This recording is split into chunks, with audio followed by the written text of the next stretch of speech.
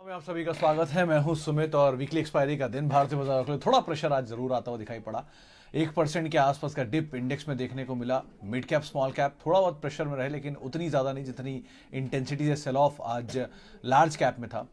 कई सारे cash market के स्टॉक्स इनफैक्ट हरे निशान में अच्छी तेजी के साथ बंद हुए, लेकिन एडवांस डिक्लाइंस फर्स्ट हाफ के कंपैरिजन में सेकंड हाफ में थोड़ा बदला भी, और ऑब्वियसली बात आज एक्सपायरी थी तो फर्स्ट हाफ सेकंड हाफ में अंतर दिखना ही था, तो वो अंतर देखने को भी मिला। प्रेशर आज रहा अदानी समूह में। इनफैक्ट 5-6 दिन की तेजी के बाद आज जाके थोड़ी सी प्रॉफिट टेकिंग वहाँ देखने को मिली। इसके अलावा आज खरीदारी थी रिलायंस में, इनफैक्ट आज प्रेशर था। इसके अलावा सेलेक्टिव बैंक्स के अंदर आज प्रेशर में कामकाज होता हुआ दिखाई पड़ा। खरीदारी थी एल&टी ऐसे स्टॉक्स के अंदर जो कि आज तेजी में कामकाज कर। टाटा स्टील आज मेटल इनफैक्ट तेजी में था। जेफरीज की रिपोर्ट का इम्पैक्ट यहाँ पे आता हुआ दिखाई पड़ा। तो स्टॉक स्पेसिफिक स्टोरीज मार्केट में ज़्यादा प्ले आउट हो रही थी, और कैश मार्केट के शेयरों में फिर भी कंपेरेटिवली ज़्यादा बेटर एक्शन आपको दिखाई पड़ेगा फ्यूचर रिलेटेड स्टॉक्स के, या फिर उन स्टॉक्स के जो कि फ्रंट लाइन से रिलेटेड हैं। तो अलग अलग स्टॉक्स में काम था।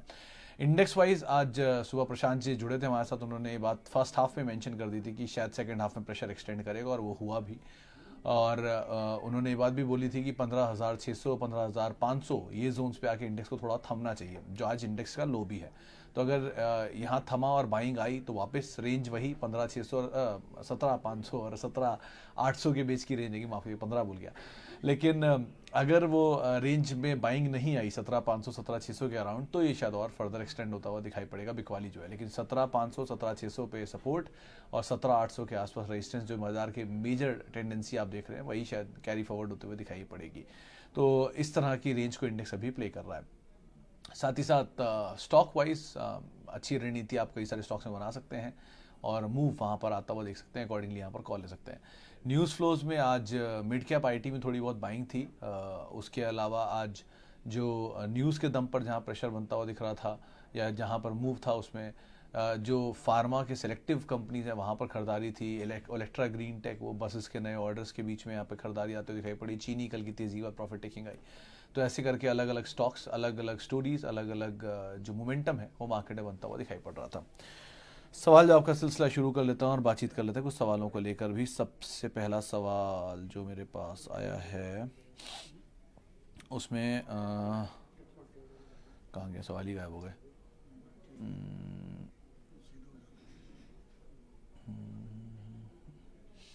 अभी तो मेरे पास वीडियो ही नहीं आया है जिसमें सवाल पूछूं मैं। एनीवेज, लेकिन हाँ, सबसे पहला सवाल जो मेरे पास है उसके हिसाब से अगर आप देखेंगे तो पहला है, Kotak Mahindra bank says it has small exposure to embattled conglomerate Adani group. Vani साहब, इसमें आप क्या सुनना या क्या पूछना चाह रहे हैं, वो उसकी क्लैरिटी नहीं है मुझे। इफ़ इनके एक्सपोजर वाइज आप बात कर रहे हैं तो मल्टीपल बैंक्स और मल्टीपल फाइनेंशियल फर्म से बात मेंशन कर चुकी है किस तरह एक्सपोजर, और सबका ही मोलेस 1% ज़्यादा लोन बुक किसी का नहीं है, विच इज़ सेफ। तो ठीक है, फेयर इनफ। और चाहे कोई भी बैंक और financial, so they know it better, क्या ही बोल सकता हूँ उसमें मैं। Have invested 50 lakh in past 18 months. Current return 3 to 4% in negative. Holding all quality stocks such as TCS, Infosys, Asian Paint, DMart. Page perspective is long term, 10-15 years, and can hold them for long. Can I handle the market volatility and buy on dips? Should I give my portfolio to PMS for regular returns? Kindly guide what to do.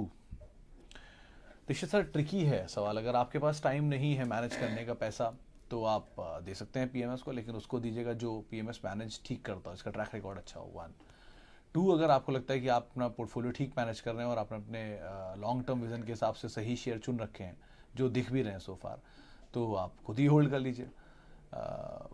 मतलब PMS की fees और expenses जो रहते हैं उनको देकर अगर आपको लगता है कि रिटर्न आप रीजनेबल उठा पाएंगे वहाँ से, तो वहाँ दे दीजिए। अगर आपको लगता है कि नहीं, रीजनेबल रिटर्न नहीं देना चाहता हूँ, तो म्यूचुअल फंड का अलग चॉइस है, वहाँ भी दे सकते हैं। या आप ये भी कर सकते हैं, कुछ हिस्सा पीएमएस को दे दीजिए, कुछ हिस्सा अपने पास रख लीजिए मैनेज करने के लिए। वो डिपेंड, और विद टाइम आपको रियलाइज़ हो ही जाएगा कि आप ज़्यादा बेटर मैनेज कर रहे हैं कि वो। बट ये 3-4% मार्केट के फॉल में आप ये भी ध्यान रखिएगा कि अगर आपका 1 साल में आपने पोर्टफोलियो बिल्ड किया, तो 1 साल में इंडेक्स का कितना रिटर्न है और आपका कितना रिटर्न है, अगर आप सिस्टमेटिकली देख रहे हैं तो। अगर मान लीजिए निफ्टी का रिटर्न 8% माइनस है और आप 3% माइनस में खड़े हैं, तो भी आप आउट परफॉर्म ही कर रहे हैं निफ्टी से। सो या मिड कैप का रिटर्न, आपके जो जिन क्लास के शेयर आपने ले रखे हैं उनके कंपैरिजन में अगर आप आउट परफॉर्म कर रहे हैं, तो आप ऑलरेडी बेटर साइड पर हैं। सो दोनों के अपने प्रोज एंड कॉन्स हैं। आप इसमें सीखेंगे ज़्यादा और पोर्टफोलियो अपने हिसाब से बनाएंगे, अपनी गलतियां करेंगे और आपका ही रिटर्न, आपका रिवॉर्ड पूरा। रिस्क भी आप ही का और आपको शायद किसी को दोष देने की ज़रूरत भी नहीं पड़ेगी। दूसरे केस में आपका प्रोफेशनली मैनेज्ड होगा।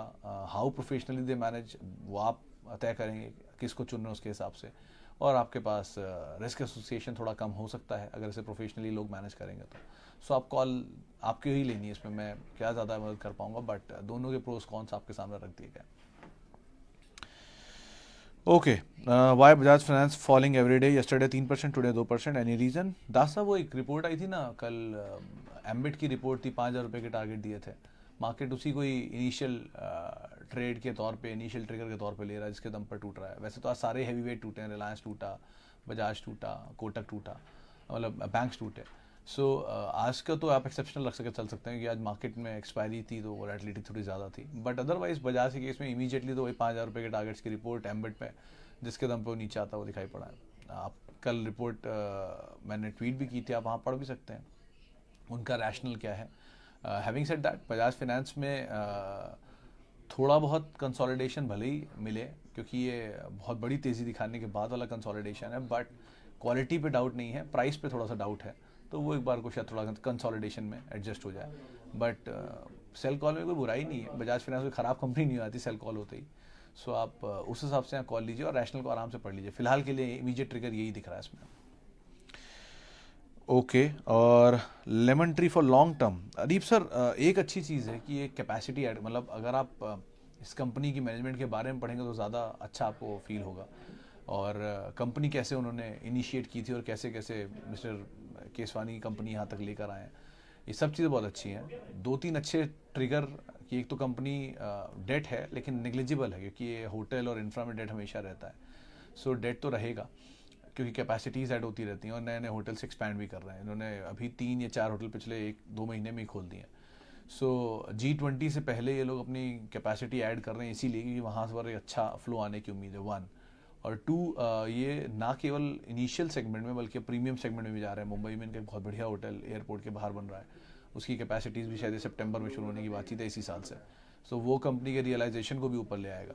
तो कंपनी तो इन टोटल ठीक है, अच्छी है, और नीचे के दाम पे मिले तो आप उसको आराम से ऐड भी कर सकते हैं। होटल स्पेस में लिमिटेड कंपनीज हैं जिनमें आप ऐसा काम कर सकते हो। उसमें इंडियन होटल और लेमन ट्री 2 ही कंपनियाँ ऐसी हैं जिनके एक्सपेंशन भी बड़े हैं और मैनेजमेंट भी अच्छा है, तो आप देख सकते हैं। अदरवाइज कंपनी में ऐसा कोई फ्लॉ नहीं है। पहले थोड़ा क्राइसिस रहा वो कोविड टाइम पे, बट मैनेजमेंट जब जब आती है तो बुलिश साउंड करती है।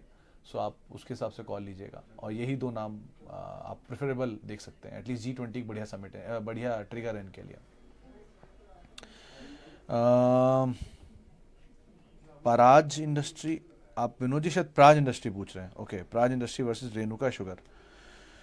जैसा साहब, एनी शुगर स्पेस में मतलब कोई भी स्टॉक अभी तक मुझे उस लेवल पे दिखा नहीं जिस लेवल पे एंटर किया जाए। मतलब आई एम वेरी, मतलब कई बारी मैं ओवर रैशनल साउंड करता हूँ, लेकिन इस स्पेस में मैं अभी भी, मुझे वो कन्विक्शन नहीं आया कभी, डिस्पाइट अभी नंबर्स अच्छे दिखते हैं, मल्टीपल वाइज 30% शेयर नीचे आ चुके हैं हाई से, बट स्टिल इनमें बहुत स्टीम बाकी है अभी भी नीचे आना, क्योंकि ये साइक्लिकल ही है।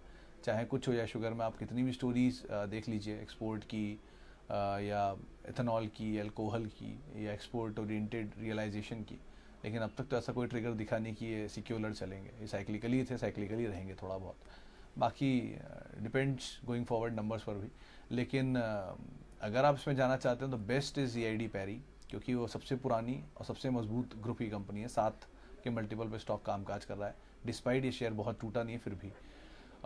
इसके अलावा आप देखना चाहते हो तो बेजल्दी सभी में आपको मोमेंटम प्ले करना है। मोमेंटम प्ले कैसे होगा कि आप 30 रुपये पर रेणुका लेके 50 में बेच दो, या द्वारकेश या धामपुर या बलरामपुर, इनमें भी मोमेंटम को प्ले कर जाओ।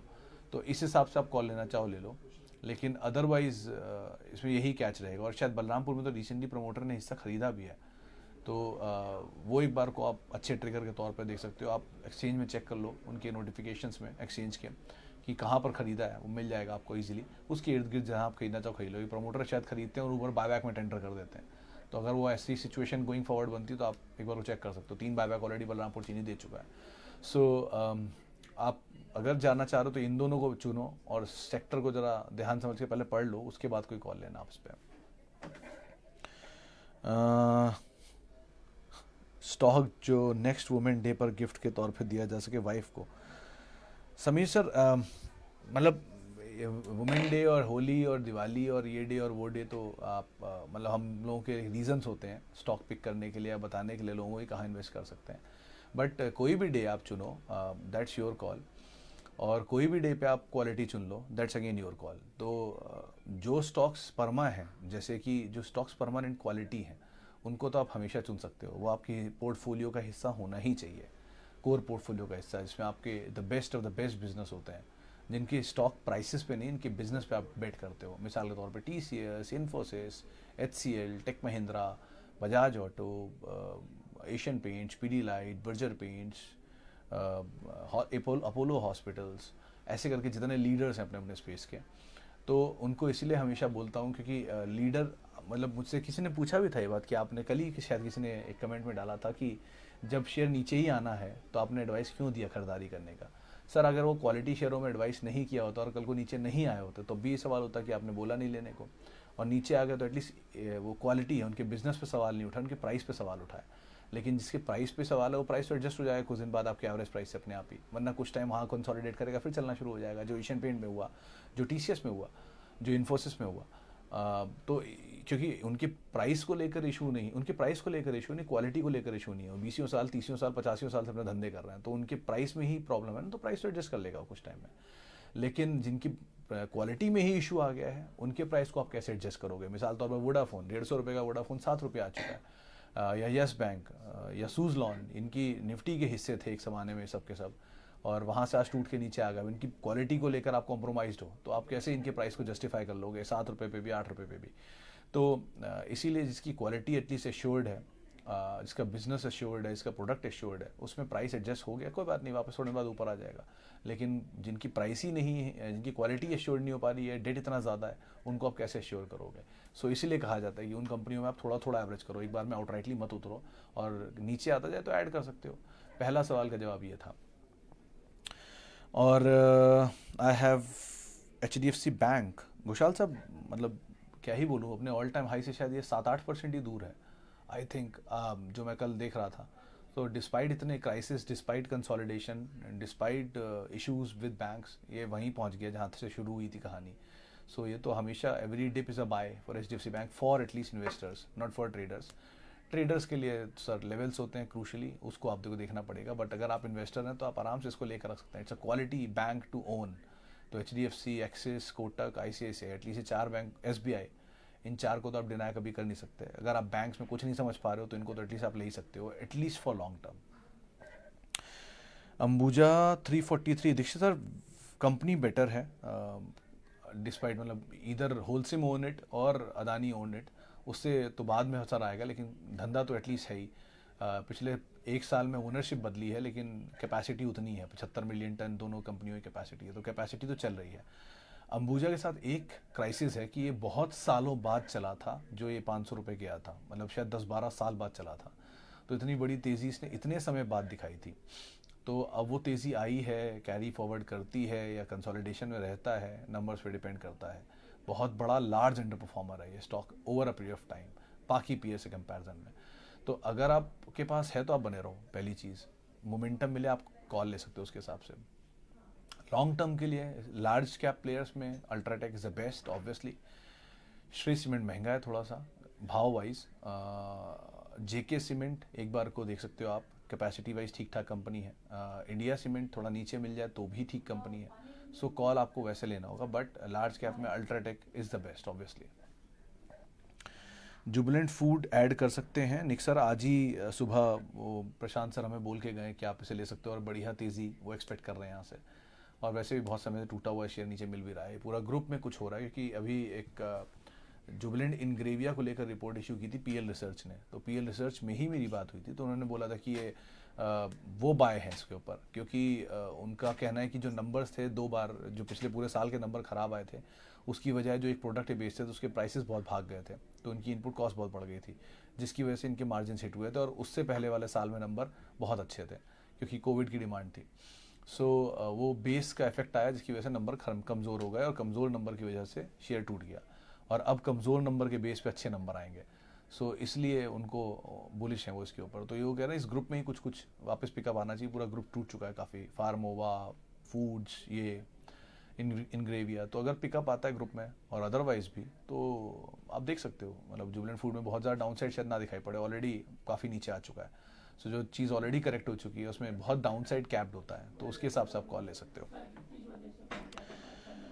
ओके, टाटा कम्युनिकेशन 900 रुपये पे 200 शेयर है, कुछ नहीं, होल्ड करिए। राज सर क्या दिक्कत है आपको, ऑलरेडी आप 1240 तो चल ही रहा है आज, तो आपकी खरीदारी से शायद 300-400 रुपये ऊपर है, तो 40% गेन में तो आप ऑलरेडी बैठे हो, प्लस डिविडेंड भी आ चुका है जिस दाम से आपने लिया, तो शायद 3 बार डिविडेंड आया होगा 27-28 रुपये पर शेयर, तो 60 रुपये उसके भी जोड़ लो, तो मोटा मोटा आपको करीब करीब 400 रुपया पर शेयर इससे ज़्यादा मिल रहा है, 500 रुपये पर शेयर मिल रहा है।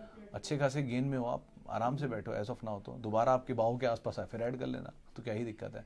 ग्रुप अच्छा है, कंपनी अच्छी है, प्रॉफिटेबिलिटी भी अच्छी है, चला हुआ शेयर ज़रूर है, लेकिन आप ऐसा समझो कि 990 रुपये की जोन में रारे एंटरप्राइजेज, जो लेट श्री राकेश झुंझुनवाला की एंटरप्राइज है, उन्होंने इसके अंदर होल्डिंग ली है अभी भी, पिछले क्वार्टर में भी, और 1% की होल्डिंग ली है, और वो पहले 200 रुपये में ले चुके हैं, जिसके बाद वो बेच के निकले थे 900 रुपये की रेंज में या 1100-1400 रुपये की रेंज में, और फिर वापस उन्होंने 900 रुपये में एंटर किया है। सो और ये सब एक्सचेंज पर है, तो आप एंटर कर सकते हो, सच कोई फ्लॉ तो नहीं दिख रहा। कंपनी अच्छी है, डिविडेंड पेइंग कंपनी है, प्रॉफिटेबल कंपनी है, दुनिया की सबसे बड़ी under sea cable asset owned है, और टाटा समूह की बैकिंग है। सो आप देख सकते हो, आप आराम से बने भी रह सकते हो, आपको प्रॉफिट भी है। ओके, और RVNL, राजीव सर ये मोमेंटम पे आप निकलना ज़्यादा बेटर है, कि अगर कोई तेज़ी मिल जाए तो आप निकलने की कोशिश करना है या मोमेंटम को प्ले करना है इसमें। ये लॉन्ग टर्म स्टोरी वाले रेलवे के स्टॉक्स में शायद नहीं दिखाई पड़ेगा, क्योंकि एक बड़ा मूव आ चुका है इसमें, तो रेलवे वैसे ही बहुत चला है पिछले साल, रेलवे और डिफेंस, तो उसके बाद आप इसमें अब एंटर कर रहे हो, तो थोड़ा सोच समझ के कॉल लेना, और रीजनेबल प्रॉफिट मिले तो थोड़ा थोड़ा निकलते रहना। मोमेंटम बेस्ड स्टॉक ज़्यादा ही है instead of long term secular move. शुक्रिया दीक्षित साहब। और देवयानी के केस में सर नंबर में तो मुझे बेटर लग रहा था मिस्टर सर, मैंने भी रिसेंटली इसके नंबर देखे थे, नंबर थोड़ा पिकअप कर तो रहे हैं, but equity size and IPO क्योंकि बहुत पुराना नहीं है, तो इसलिए एक बार को कंसर्न है। थोड़ा IPO निकल जाए, समय निकाल जाए तो ज़्यादा बेटर आप इस पर कॉल लोगे। इनफैक्ट कल 2-3 सवाल ऐसे ही पूछे थे किसी ने मुझे कृष्णा डायग्नोस्टिक को लेकर, वो सवाल मैं कमेंट में पढ़ रहा था, मैं रोज़ यूट्यूब पे कमेंट पढ़ता हूँ वैसे, तो उसमें मैं नंबर देख रहा था। कृष्णा वैसे तो इस पूरे डायग्नोस्टिक स्पेस में सबसे सस्ती कंपनी है, 17 के मल्टीपल पे स्टॉक कामकाज कर रहा है, और बहुत गिरावट ऑलरेडी दिखा चुका है। एक कंसर्न, प्रमोटर की होल्डिंग बहुत कम है, 20-22%, 23% होल्डिंग है, हालांकि वो बढ़ा रहे हैं थोड़ी थोड़ी, लेकिन कम है होल्डिंग वो, ये कंसर्न है। IPO बहुत पुराना नहीं है, तो इसलिए मतलब बहुत पुराने नंबर्स नहीं हैं, इसलिए एक बार वो कंसर्न बन रहा है। बट 2 साल पहले लॉस आया था कोविड की वजह से, उसके बाद अच्छे नंबर आए, अब 71 करोड़ का मुनाफा है, कितना स्टेबल होता है, 20% मार्जिन कितने स्टेबल रहते हैं, ये पार्ट जब क्लियर हो जाएगा तब आप कोई उसके ऊपर कॉल ले पाओगे। तो कृष्णा जिनके पास था, जिन्होंने सवाल पूछा था, उनके लिए बात है कि अभी आप बने रहो, आपके पास है तो आप होल्ड रख सकते हो, बहुत ऑलरेडी गिरावट आ चुकी है, और वेट करो नंबर्स के इम्प्रूव होने का, उसके बाद ज़्यादा बेहतर रणनीति आप पता कर पाओगे इसमें। टाटा मोटर्स हर साल नेगेटिव इनकम शो कर रहा है, तो फिर स्टॉक चलता कैसे है? मित्रा साहब, स्टैंड लोन और कंसो नंबर्स, दो तरह के नंबर देता है टाटा मोटर्स। टाटा मोटर्स के साथ दो बड़े कंसर्न हैं, एक लॉस और दूसरा डेट, ये दोनों इनके बहुत बड़े कंसर्न हैं। बट स्टैंड लोन बेसिस पे इनके नंबर्स में सपोर्ट आया था, ये कमर्शियल व्हीकल की लार्जेस्ट प्लेयर है, तो और प्लस JLR जैसे एसेट भी ओन करते हैं, तो ऐसा नहीं है कि कंपनी ख़राब है, इट इज़ जस्ट कि नंबर्स बहुत प्रॉफिट में नहीं आते हैं। और ये बात ऐसे, अगर लॉस मेकिंग कंपनियों की चलने वाली बात की जाए तो जोमेटो, तो पेटीएम, ये 6-6 हज़ार करोड़ के लॉस है, इवन वोडाफोन, ये सब लॉस दे रहे हैं। बट यस, टाटा मोटर्स पे कभी जिनके पास है वो मोमेंटम को चेज़ कर लें, लेकिन लॉन्ग टर्म स्टोरी के हिसाब से कभी इसका नाम मैंने नहीं लिया, इसीलिए क्योंकि उससे लॉस का जो नंबर है मुझे कभी कन्विक्शन नहीं दे पाया।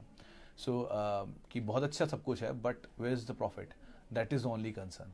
इसीलिए मैं हमेशा बजाज ऑटो बोलता हूँ कि एटलीस्ट डिविडेंड तो दे देता है, तो कुछ नहीं मिला तो डिविडेंड ही मिल जाएगा 3-3.5-4% के आसपास का, और प्रॉफिट मेकिंग कंपनी है, बढ़िया ग्रोथ है, एक्सपोर्ट की लार्जेस्ट प्लेयर है इंडिया की, तो उसको आप एक बार को फिर भी देख सकते हो कंपेरेटिवली। 2 व्हीलर में, 4 व्हीलर में महिंद्रा एंड महिंद्रा ऑब्वियसली जो लार्जेस्ट प्लेयर कमर्शियल व्हीकल या ट्रैक्टर स्पेस के अंदर है। सो ऐसे करके आप कॉल लो। लेकिन टाटा मोटर में ये बात सच है, आपने सही बोला है कि उसमें लॉस है और चलता क्यों है, ये कंसर्न भी है कि डेट इतना है जिसकी वजह से लॉस खाता है, बट स्टैंड लोन बेसिस पे नंबर कभी कभी बेटर भी आते हैं। सो मिक्स एंड मैच है, वो हेडलाइन नंबर मत देखा करिए, बिटवीन द लाइन नंबर देखिए। कभी कभी ये लोग इम्पेयरमेंट करते हैं अपने लॉसेस का, वो इम्पेयरमेंट की वजह से भी आपको लॉस दिखाई पड़ता है। ओके, HCL टेक में सर आप बने भी रह सकते हो और नई खरीदारी भी कर सकते हो शेख साहब, क्योंकि ये प्रमोटर की तरफ से बाइंग हो रही है। पिछले 5 दिन या 7 दिन में प्रमोटर ने बढ़िया माल खरीदा है इसमें, इन जोन्स पे। तो अगर प्रमोटर एक्टिव हुआ है तो आप आराम से एक्टिविटी कर सकते हो। प्रमोटर एक्टिव होना अपने आप में अच्छा साइन है। एशियन टाइल केस में सिचुएशन थोड़ी ख़राब है, मैं इनके लास्ट नंबर देखे थे तो नंबर थोड़े ख़राब भी आए इनके। सो आप यहाँ पर बड़ा कॉशियसली कॉल लो और अकॉर्डिंगली आपको निकलना, but HCL tech is good to go. Okay, can we keep Tata consumer for long term? Yes Singh साहब, इट्स अ गुड कंपनी और आप आराम से इसको होल्ड भी कर सकते हो। टाटा समूही कंपनी और टूटा भी ऊपर से बहुत है। सो प्रोडक्ट वाइज अच्छी है, प्रोफाइल वाइज अच्छी है, ओनरशिप अच्छी है और नए प्रोडक्ट में ये लोग एक्सपैंड भी कर रहे हैं। तो वो जो एक्सपेंशन है वो इसको शायद काम भी करके देगा। थोड़ा स्लो मूवर रहेगा कि FMCG है, बट स्टिल आप आराम से इसमें बने रह सकते हो। It's a good company to own. कल किसी ने एक सवाल और पूछा था, वो जाने से पहले उसका भी जवाब दे देता हूँ। वो था सनोफी और एबट पे। अबट क्यों बोला, सनोफी क्यों नहीं? क्योंकि सनोफी इस दाम पर सही है, वन। दूसरा, अबट की प्रॉफिटेबिलिटी और सनोफी की प्रॉफिटेबिलिटी में अंतर है, वैल्यूएशन में भी अंतर है। अबट महंगा है, सनोफी सस्ता है। अबट की प्रॉफिटेबिलिटी के सामने सनोफी की प्रॉफिटेबिलिटी ज़्यादा है, डिस्पाइट अबट की मार्केट कैप बड़ी है और सनोफी की मार्केट कैप कम है। सो कुछ चीज़ों में अभी का दाम सनोफी का ज़्यादा बेटर दिख रहा था, इसलिए बोला। कंपनी दोनों ख़राब नहीं थी, ये भी बोला था, लेकिन दाम में हिसाब से अभी सनोफी ज़्यादा बेटर दिख रहा है। सो आप कॉल उस हिसाब से लिए। कंपनी अबट भी ख़राब नहीं है, बट थोड़ा चला हुआ है, बट सनोफी नीचे मिल रहा है, इसलिए उसको बोल दिया तो आप उसके हिसाब से कॉल ले सकते हैं। चलो, इतने सवालों शामिल करूंगा। माफ़ी बहुत सारे लोगों से जिनसे बातचीत नहीं कर पाया, और बहुत बहुत शुक्रिया उन सभी लोगों का जिन्होंने सवाल पूछा। और आपसे मुलाकात हुई कल हफ्ते के आखिरी कारोबारी सत्र में। आप मेरे साथ जुड़ सकते हैं @सुमित रिसर्च मेरा ट्विटर हैंडल है, और किसी भी निवेश से पहले अपने वित्तीय सलाहकार की राय ज़रूर ले लें। नमस्कार।